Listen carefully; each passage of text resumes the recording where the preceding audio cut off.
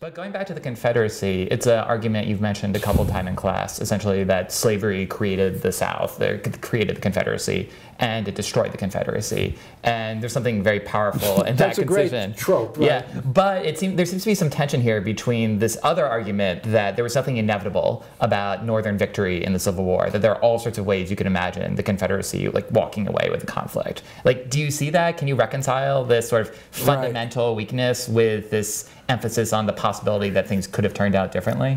Well, you're asking me to decide which is more important, structure or contingency, right? This particular structure, though, so what not do you just think? structure Which is more important? No, the thing is, nothing is inevitable until it happens. In other words, one can, one can imagine scenarios that would have led to Confederate victory. One can imagine them. It would have been, the odds were against them, but things have happened against the odds throughout history.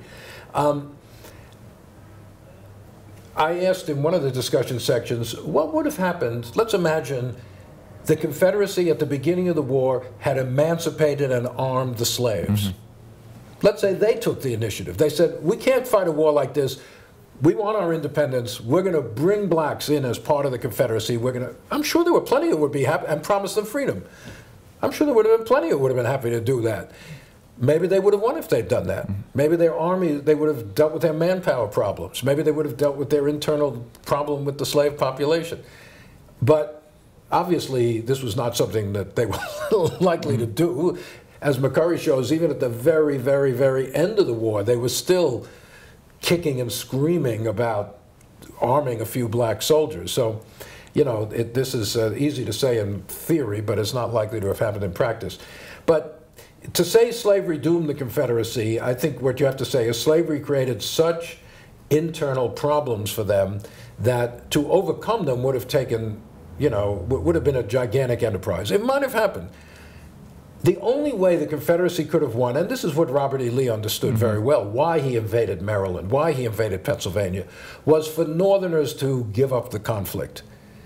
In other words, the war was not won or lost only on the battlefield. If war weariness, disgust with casualties, opposition to the Lincoln administration had risen in the North to the extent where they would have said, we can't continue anymore. We don't want to continue for whatever reason. We're losing, we can't win, let's let them go. Give up the war. Then the South would win. So a lot of Lee's strategy is to try to create a victory that will destroy Northern morale. It seems like Lincoln understood that as well. It's sort of this connected nature of the military and the political conflict. But that what really the decisive factor will be is when Grant arrives and you have an understanding of war both as a political and as a social attack, that this is, an all-out assault on the South, like across the line. Right. Grant understands it.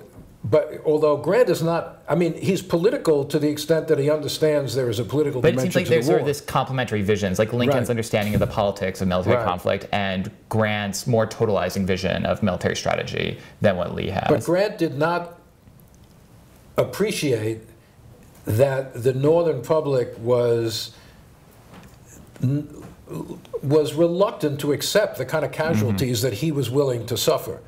Grant was willing to fight a war of attrition, which he did in 1864, knowing that he could replace men and the Confederacy couldn't. But the casualties did undermine support for the war in the summer of 1864, and Lincoln had to deal with that. Grant saw the military logic of that, and it just makes perfect military sense.